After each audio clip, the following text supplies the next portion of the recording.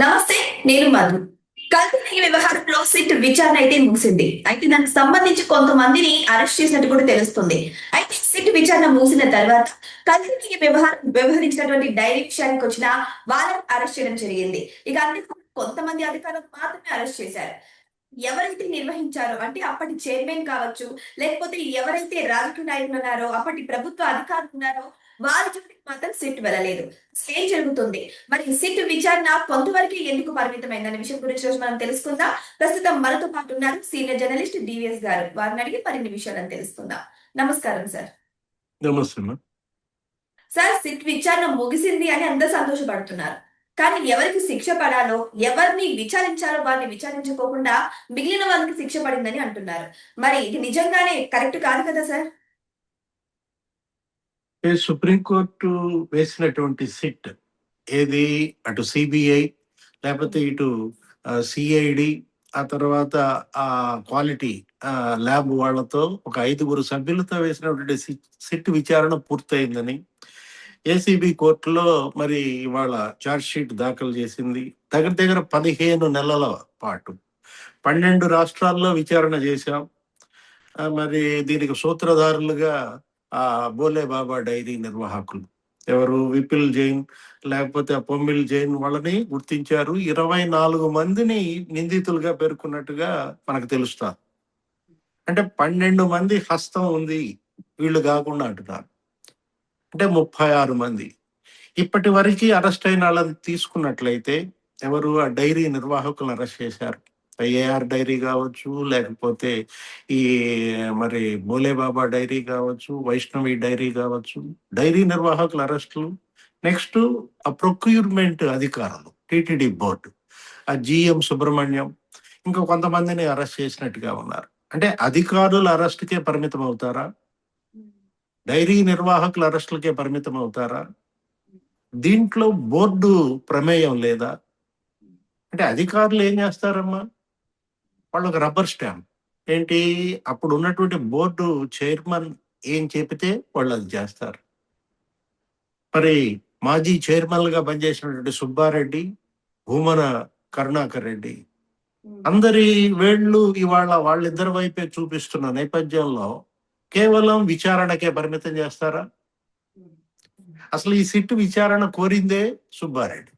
ఏది, రాష్ట్ర ప్రభుత్వం పైన తనకు నమ్మకం లేదు, ఇక్కడ ఈ రాష్ట్ర ప్రభుత్వం వేసిన సిట్ మరి సరిగ్గా విచారణ జరపదు అని చెప్పి సుప్రీంకోర్టుకు వెళ్తే సుప్రీంకోర్టు వేసిన సిట్ ఇది. దీనిపైన కూడా ఆయన నమ్మకం లేనట్టు మాట్లాడతాడు. ఇప్పుడు ఈ సిట్ లో నీకు దగ్గర దగ్గర 30 మంది అధికారులు పాల్గొన్నారు.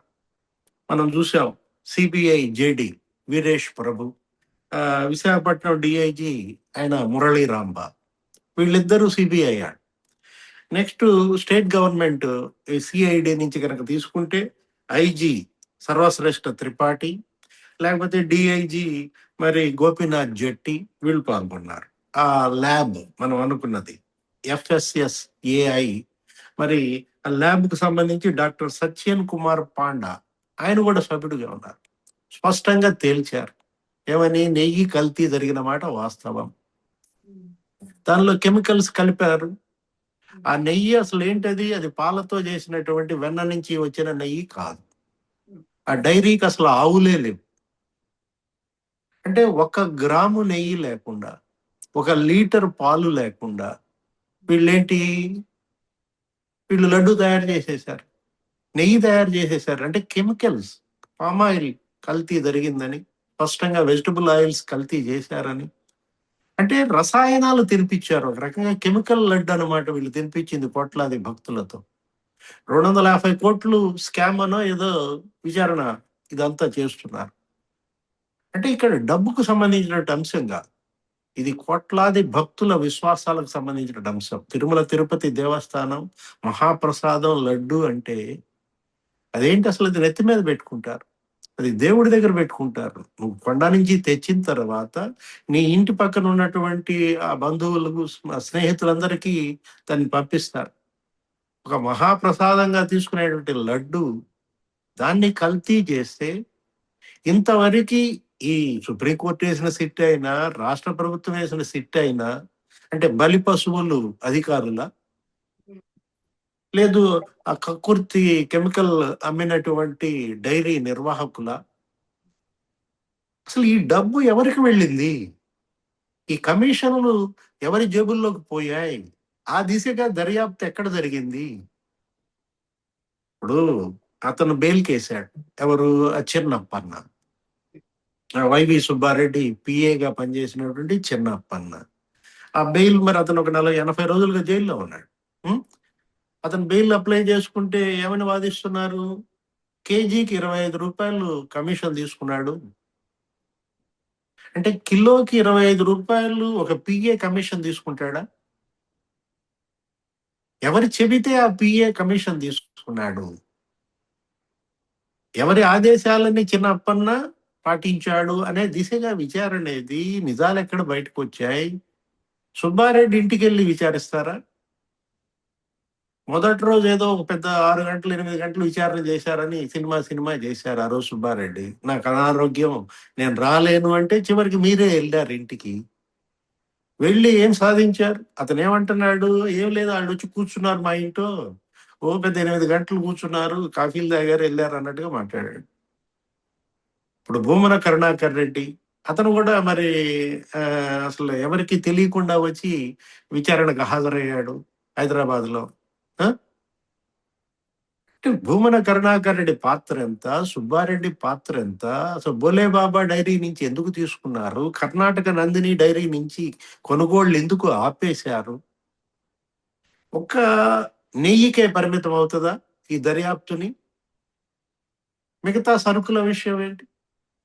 5 ఏళ్లలో జగన్మోహన్ రెడ్డి సీఎంగా టిటిడి బోర్డు ఒక ఐఏఎస్ పనిచేయాల్సినటువంటి మరి ఆ ఈఓ పోస్ట్ లో ఎవరో ఒక రియల్ ఎస్టేట్ ఆఫీసర్ని తెచ్చి పెట్టుకున్నారు. డిఫెన్స్ లో ఉన్నాడు ఆ ధర్మారెడ్డి. ఇప్పుడు ధర్మారెడ్డిని విచారణకు పిలిపించారు. ఏంటి ఆ విచారణలో ఏం బయటపడింది? ధర్మారెడ్డిపై తీసుకున్న చర్యలు ఏంటి? అతనికి బాధ్యత లేదా? అంటే ఇప్పుడు సింఘాల్ పనిచేస్తూనే ఉన్నాడు. అనిల్ కుమార్ సింఘాల్ మొదట్లో సుబ్బారెడ్డి చైర్మన్ అయిన కొత్తలో ఒక 6 నెలలో 3 నెలలో పనిచేశాడు. ఆయనే చెప్పాడు ఏమని, మాకు సంబంధం లేదు, ఇది బోర్డు తీసుకున్న నిర్ణయం, అధికారులుగా బోర్డు తీసుకున్న నిర్ణయాన్ని పాటించడమే మా పని అన్నారు. అంటే అధికారులేమో బోర్డు మీద వేస్తారు, బోర్డు చైర్మన్ బోర్డు సభ్యులేమో ఏమని చెప్తున్నారు? సుబ్బారెడ్డి మాకేం సంబంధం, సంతకాలు మేము పెట్టామా, కొన్నది అధికారులు, ఆ? అధికారులు విచారించండి అని అంటున్నారు. ఈ వీళ్ళు గోల్మాల్. పర్మిషన్స్ ఇవ్వండి, అధికారులు అమలు చేస్తారా సార్? అయితే ఇక్కడ ఇంకొక సందేహం ఏమొస్తుందంటే, ఈ భూమన కరుణాకర్ రెడ్డి కావచ్చు, సుబ్బారెడ్డి కావచ్చు, వీళ్ళందరినీ కూడా ఎవరైనా ఒక పెద్ద తండ్రి కాపాడుతుంది అంటారా? వీళ్ళని సిట్ విచారించినా సరే వీళ్ళ మీద ఎందుకు యాక్షన్ తీసుకోలేకపోతుంది? అంటే అసలు ఈ కేసుని లాజికల్ ఎండ్కి తీసుకెళ్తున్నారా, తీసుకెళ్ళటం లేదా? తీసుకెళ్లడం లేదా? ఇవాళ ప్రజల యొక్క ప్రశ్న లేదు, కోట్లాది భక్తుల యొక్క ప్రశ్న ఏంటంటే, ఇప్పటికీ ఇందులో ఉన్నటువంటి ఆ రాజకీయ కోణాన్ని ఎందుకని తీసుకురావట్లేదు బయటికి? దీన్నేదో కేవలం లంచాల కిందో లేకపోతే అవినీతి కిందో అధికారులకే పరిమితం చేయటం, డైరీ నిర్వాహకులకే పరిమితం చేయటం, ఇది మాత్రం కన్నుగప్పటం. ఏంటి? భక్తుల కళ్ళు కప్పటం, మసిబూసి మారేడికాయ చేస్తున్నట్టుగా కనపడతారు. అంటే మీకు చేతగాక ఈ విచారణని ఇంతటితోనే పరిమితం చేస్తున్నారా? లేదు మరో 12 మందిని అరెస్ట్ చేయాల్సి ఉంది, ఇంకా ప్రశ్నించాల్సి ఉంది అంటున్నారు. 24 మందిని నిందితులుగా పేర్కొన్నారు, ఇంకా 12 మంది హస్తం ఉందన్నారు. ఆ 12 మంది వైపు మరి సిట్ ఎప్పుడు వెళ్తుంది? ఆ దిశగా విచారణ ఇంకెప్పుడు, ఇంకెన్నేళ్ళు చేస్తారు? ఇప్పుడు చిన్నప్పన్న మనం ఇందాక చెప్పుకున్న పిఏ, అతనేంటి అసలు, ఏ విధంగా అతను 14, 13 ప్లాట్లు కొన్నాడు? ఎవరి బినామీ అతను? ఒక చిన్న ఉద్యోగి, మహా ఉంటే జీతం ఎంత ఉంటుంది? 35,000 లేకపోతే ₹1,00,000. ఒక లైజనింగ్ ఆఫీసర్, అతను అసలు తిరుపతి వస్తే అతనికి మొత్తం టీటీడీ సాగిల పడటం, అతనికి అసలు ఒక వెహికల్, మామూలుగా అతనికి ఒక పెద్ద ప్రోటోకాల్, ఒక చిన్న పిఏ. అంటే ఎవరి పిఏ అతను? సుబ్బారెడ్డి అసలు నా పిఏ కాదంటాడు. మరి ఇంకెవరి PA sir? Vemireddy Prabhakar Reddy PA అంటారు. వేమిరెడ్డి ప్రభాకర్ రెడ్డితో జీతం ఇప్పించారు. జీతం కాదు అసలు అది. ఏంటి ప్రభాకర్ రెడ్డి ఆయన ఏంటి, అతను ఒక మరి ఆ, వేల కోట్లు ఉన్నటువంటి వ్యక్తి, వ్యాపారి, రాజ్యసభ సభ్యుడు. మీ రాజ్యసభ సభ్యుడే కదా, మీరు చెబితేనే ఇచ్చాను అని ప్రభాకర్ రెడ్డే చెప్పాడు. ఆ రోజు సుబ్బారెడ్డి అతనికి ఏదో జరుగుబాటు కావటం లేదు, ఆ, కొంచెం నెలకేదైనా ఇంతని ఏర్పాటు చేయండి అంటే ఒక 50,000 చొప్పున మా కంపెనీల నుంచి ఇప్పించామని ప్రశాంతి మేడం చెప్పింది. లేకపోతే విపిఆర్ కూడా చెప్పాడు. తర్వాత 25,000 ఏమో ఇచ్చారు. అంటే దీన్ని వేమిరెడ్డి దంపతుల మీదకు తోసేయడం ఒక పెద్ద కుట్ర. అంటే సుబ్బారెడ్డి ఏ విధంగా వీళ్ళందరితో చెడుగుడు ఆడుతున్నాడు అక్కడే కనపడతాం. అంటే సుబ్బారెడ్డి అసలు జగన్మోహన్ రెడ్డి ఏమంటాడు, ఆయన అసలు సూపర్ స్వామి అంటే గురుస్వామి అని అనటం కూడా అతనికి రాక, ఏంటి అసలు ఎన్ని మాట ఆయన అయ్యప్ప దగ్గరికి వెళ్ళాడు, అసలు ఆయన ఇప్పుడు కూడా గోశాల అంటాడు, గో పూజ చేయదే బయటకు రాడు మా బాబాయ్ అంటాడు. అంటే వీళ్ళ యొక్క పూజలు ఏంటి, వీళ్ళు చేసేటటువంటి నటన, ఇది నిజమైన భక్తి? వీళ్ళకి నిజంగా భక్తి, పాపం, పుణ్యం మీద ఏమాత్రం భయం ఉంటే ఈ విధంగా కకృతి పడతారా? అంటే 10,000 కోట్ల స్కామ్ జరిగాయి ఆ 5 ఏళ్లలో తిరుమల తిరుపతి మొత్తం బోర్డు ప్రమేయంతో. 1000 కోట్లు సరుకుల కొనుగోళ్లకే వాడారమ్మా.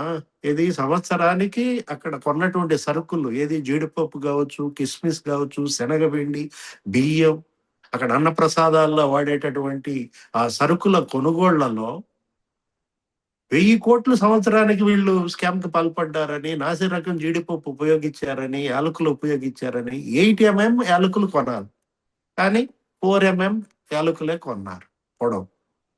అరే బస్తాలో కిందంతా నాసి రకం జీడిపప్పు, యాలకులు, పైన ఏదో ఒక బెత్తెడు మంచి వేసి తీసుకొచ్చారని.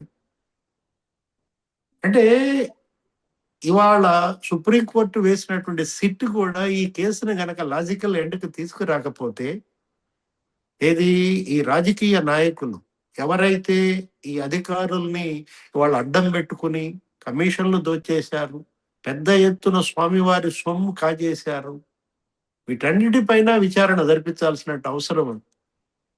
ఈ కోట్లాది భక్తుల్లో విశ్వాసాన్ని కలపాలంటే, ప్రభుత్వం పైన, బోర్డు పైన నమ్మకం పెరగాలంటే ఆ దిశగా ఇవాళ సిట్ విచారణ కొనసాగించాలి.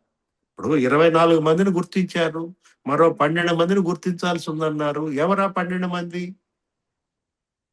ఇప్పుడు మీరు చెప్పిన 24 మంది నిందితుల్లో సుబ్బారెడ్డి లేకపోతే భూమన కరుణాకర్ రెడ్డి వీళ్ళని నిందితులుగా చూపారా, సాక్షులుగా చూపారా? ఇప్పుడు ఆ కొనుగోలు కమిటీ సభ్యులను కూడా విచారించారన్నారు. అందులో ఈ ప్రశాంతి మేడం ఉంది, పార్థసారథి, మంత్రి పార్థసారథి ఉన్నాడు. మరి వీళ్ళందరినీ కూడా విచారించిన తరువాత వాళ్ళకి ఏం తెలుస్తుందిలే, పర్చేజ్ కమిటీ అంటే ఏముంది, వాళ్ళు ఏదో అంటారు, వీళ్ళు మమ అంటారు. ఆ రోజు మనం చూసాం కదా, సుబ్బారెడ్డి వీడియోలు చాలా బయటకు వచ్చాయి. ఆర్జిత సేవల గురించి అతను మాట్లాడిన వీడియోలు ఎలా ఉన్నాయి? ఓ అది తోమాల సేవ, అది 4,000 ఏంటి, 10,000 చేయండి. అర్చన అర్చన 5,000 ఏంటి, 12,000 చేయండి.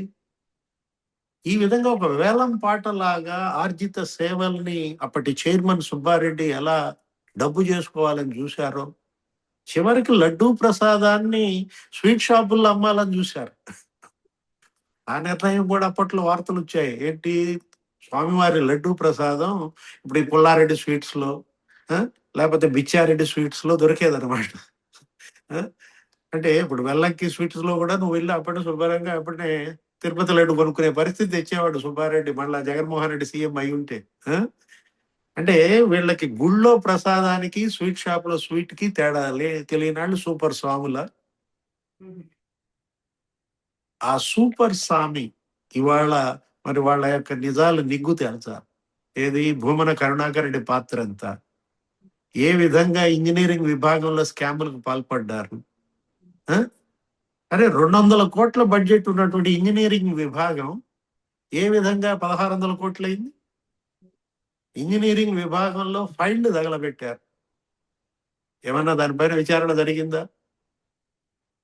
టిటిడి బోర్డు, టిటిడి ఉద్యోగులకి ఇళ్ల స్థలాలు ఇస్తే ఆ ఇళ్ల స్థలాల్లో కూడా వీళ్ళు కబ్జాలు చేశారు. ఆక్రమించుకున్నారు. అంటే ఉద్యోగులకు ఇచ్చే ఇళ్ల స్థలాల్లో మరి భూమన అభినవ రెడ్డి కూడా మరి ఆ రోజు పేర్లు పత్రికల్లో వచ్చాయి. భూమన కరుణాకర్ రెడ్డి కొడుకు. టీడీఆర్ బాండ్స్ ఒక స్కామ్ తిరుపతిలో. ఎన్ని కుంభకోణాలు! అంటే తిరుమల కేంద్రంగా, తిరుపతి కేంద్రంగా టీటీడీని అడ్డం పెట్టుకుని, తిరుపతి ఆ డిప్యూటీ మేయర్ పదవిని అడ్డం పెట్టుకుని, మొత్తం దొంగలు అక్కడ ఊళ్ళు పంచుకోవటం కాదు, తిరుమల తిరుపతినే పంచుకున్నారా? పెద్దిరెడ్డి రామచంద్రారెడ్డి, లేకపోతే పెద్దిరెడ్డి మిథున్ రెడ్డి, చెవిరెడ్డి భాస్కర్ రెడ్డి, చెవిరెడ్డి మోహిత్ రెడ్డి, భూమన కరుణాకర్ రెడ్డి, భూమన అభినవ్ రెడ్డి, లేకపోతే వైవి సుబ్బారెడ్డి, వైవి విక్రాంత్ రెడ్డి. అబ్బో, మామూలు బ్యాచ్ కాదు ఇదంతా కూడా. మరి ఇవంతా ఇలా చేస్తుంటే ఇవంతా జగన్మోహన్ రెడ్డి నాకేం తెలియదు అన్నట్టున్నారు కదా సార్. అంటే 4 వైపులా ఈ 4 కుటుంబాలను పెట్టి అష్ట దిగ్బంధనం చేశాడా జగన్మోహన్ రెడ్డి? తిరుమల తిరుపతి దేవస్థానాన్ని దోచేశారా? రాష్ట్ర ప్రభుత్వం, కేంద్ర ప్రభుత్వం ఇప్పటికైనా దీనిపైన ఇవాళ ఏంటి సమగ్ర విచారణ జరిపించాలి. ఇది చాలా తీవ్రమైనటువంటి అంశం. ఇదేది ప్రపంచవ్యాప్తంగా ఉన్నటువంటి కోట్లాది శ్రీవారి భక్తులకు సంబంధించినటువంటి అంశం అన్నమాట. ఆ దిశగా మరి సుప్రీంకోర్టు చొరవ తీసుకుంటుందా? లేదు, సుప్రీంకోర్టు వేసినటువంటి సిట్ కేవలం కల్తీ నెయ్యికే పరిమితం కాకుండా ఎవరో డైరీలాల్లో లేకపోతే ఆ సుబ్రహ్మణ్యం అధికారులు వాళ్ళని బలి చేయటం కాదు. ఇవాళ తిమింగలాలను పట్టుకోండి. ఏది ఈ చిన్న చిన్న చేపలను పట్టుకోవడం కాదు, తిమింగలాలను వదిలేసి చేపల వేట ఏంటమ్మా? ఆ? ఆ తిమింగలాల వేట దిశగా మరి సిట్ కదులుతుందా లేదా మరి కొద్ది రోజుల్లో తేలిపోతుంది. ఏదేమైనా సరే సిట్ విచారణ వేగవంతం చేసి ఎవరైతే ముఖ్య నిందితులు ఉన్నారో వారిని పట్టుకోవాలని, ఇంకా వేగవంతంగా సిట్ విచారణ కొనసాగాలని మనం అందరం కూడా వెయిట్ చేసి చూద్దాం. Thank you so much. Thank you sir.